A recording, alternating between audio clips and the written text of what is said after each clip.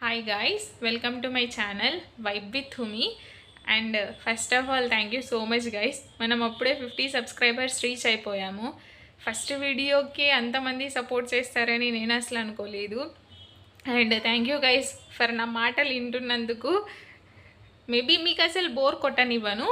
And నేను మీతో ఈరోజు ఏం చెప్పాలనుకుంటున్నా అంటే నా బీఫామ్ అయిపోయిన తర్వాత నాకు ఈ జాబ్ వచ్చేకి ఎంత టైం పట్టింది అనేది చెప్పాలనుకుంటున్నా. అండ్ నేను చేసిన మిస్టేక్స్ మీరు చేయొద్దని చెప్తున్నా గైస్.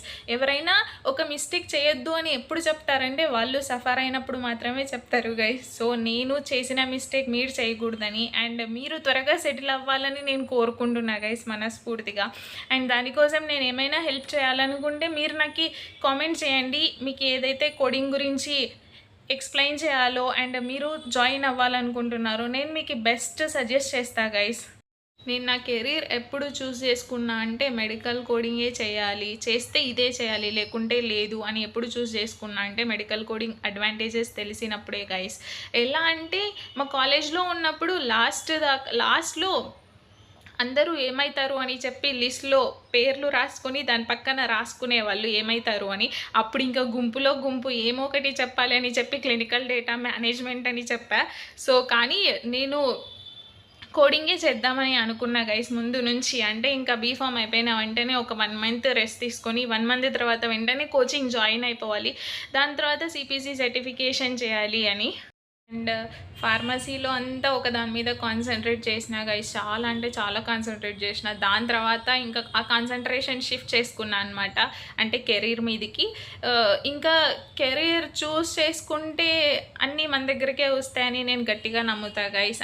కానీ నాకు ఈ ఫార్మసీ అయిపోయిన వెంటనే 1 ఇయర్ లోపే జాబ్ రాలేదు గైస్. 1 ఇయర్ పట్టింది జాబ్ వచ్చేకి. అండ్ ఆ మధ్య నేను పన్న స్ట్రగుల్స్ నాకు ఒక్క టైంలో ఏమనిపించిందంటే ఇంకా కోడింగ్ చేసి వేస్టా, లక్షలు ఖర్చు పెట్టి సర్టిఫికేషన్ చేసి వేస్టా, లేకుంటే నాకు నాలెడ్జ్ లేదా, లేకుంటే వాళ్ళకి హైర్ చేసుకునేకి లేదా అని చెప్పి నాకు చాలా కన్ఫ్యూజన్ స్టార్ట్ అయింది. అంటే ఏ ఇంటర్వ్యూకి వెళ్ళినా కానీ రిజెక్ట్ అని చెప్పడం, లేకపోతే అంటే మాకు నీడ్ లేదు అని చెప్పడం, నీడ్ లేనప్పుడు ఇంటర్వ్యూస్ పెట్టడం.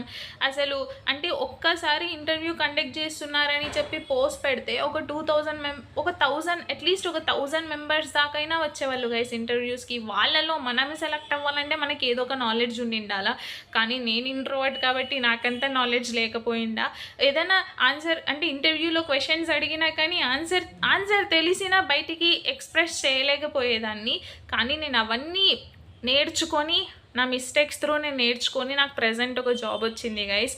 అది బెస్ట్ కంపెనీలోనే వచ్చింది అండ్ బెస్ట్ శాలరీ ఉంది. స్టూడెంట్స్ లైఫే చాలా కష్టం గైస్. అంటే గ్రాడ్యుయేషన్ అయిపోయిన తర్వాత ఖాళీగా ఉండలేము, అట్లని ఏం చేయాలో కూడా మనకు అర్థం అవ్వదు. అంటే అంత త్వరగా మనం స్టెప్ తీసుకోలేము.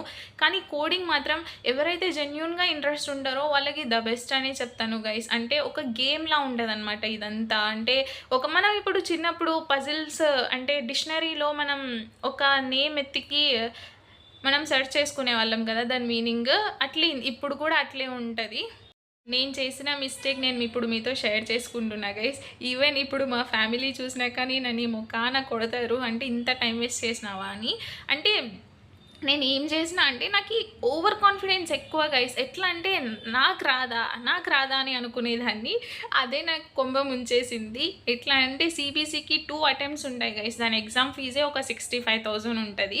సో నేను ఏం చేసిన అంటే ఫస్ట్ అటెంప్ట్లో నాకు 69 మార్క్స్ వచ్చాయి గైస్. అంటే 70కి నార్మల్గా క్వాలిఫై మార్క్స్, కానీ నాకు 1 మార్క్తో పోయింది.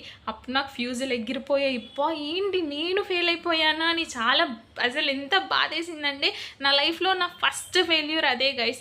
దాని తర్వాత ఒక 15 డేస్ గ్యాప్లో నేను మళ్ళీ ఎగ్జామ్ రాసా. దాని తర్వాత అప్పుడు 80% వచ్చింది. అప్పుడు ఇంకా అమ్మయ్యా ఇంకా ఇంతే కదా, ఇంకా అయిపోయింది కదా అని అనుకున్నా. అంటే సిబిసి ఎగ్జామే ఎందుకు రాసిన అంటే అందులో జాబ్ మెడికల్ కోడింగ్ జాబ్కి నాన్ సర్టిఫైడ్కి తీసుకుంటారు, సర్టిఫైడ్కి తీసుకుంటారు గైస్. కానీ నాన్ సర్టిఫైడ్కి less salary when compare to certified అనమాట. సో అందుకే నేను ఎగ్జామ్ రాయాలనుకున్నా. అంటే ఇంకో 1 మంత్ ఎక్స్ట్రా పోతే పోనీలే, ఇంకెట్లా కోచింగ్కి ఫీజు కట్టినాం కదా, ఇప్పుడు కొంచెం నాలెడ్జ్ ఉంది కదా, ఇంకా ఎగ్జామ్ రాసేస్తే ఇంకా మంచి శాలరీస్ వస్తాయి కదా అని చెప్పి ఇంకా ఎగ్జామ్ రాసిన అనమాట.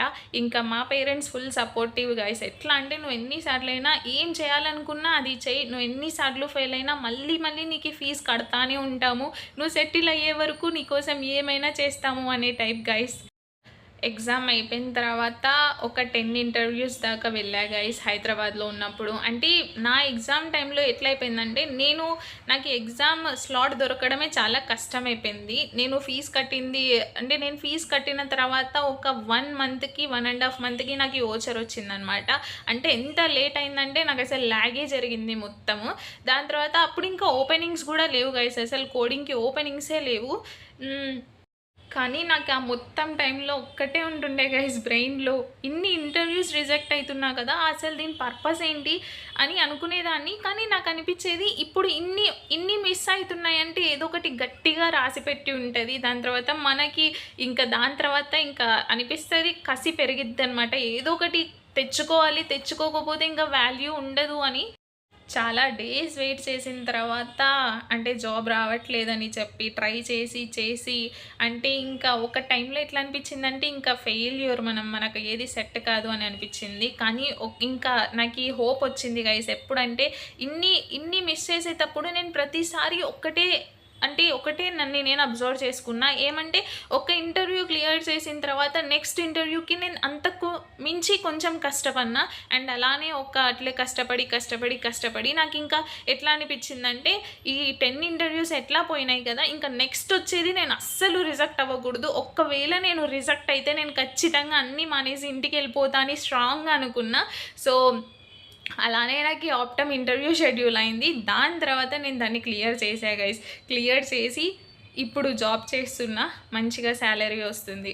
నెక్స్ట్ వీడియోలో నాకు ఈ జాబ్ ఎక్కడ వచ్చిందని అండ్ మాకు ఆఫీస్లో ఇచ్చిన కిట్ అండ్ మా ఆఫీస్ కొన్ని మీతో నేను షేర్ చేసుకుంటా guys. Until then bye, take care. ఈ వీడియోతో నేను మీకు ఒక్కటే చెప్పాలనుకుంటున్నా గైస్, ఎప్పుడూ ఆగిపోకండి చదువుకోవడంలో అండ్ కొత్తగా నేర్చుకుంటూనే ఉండండి.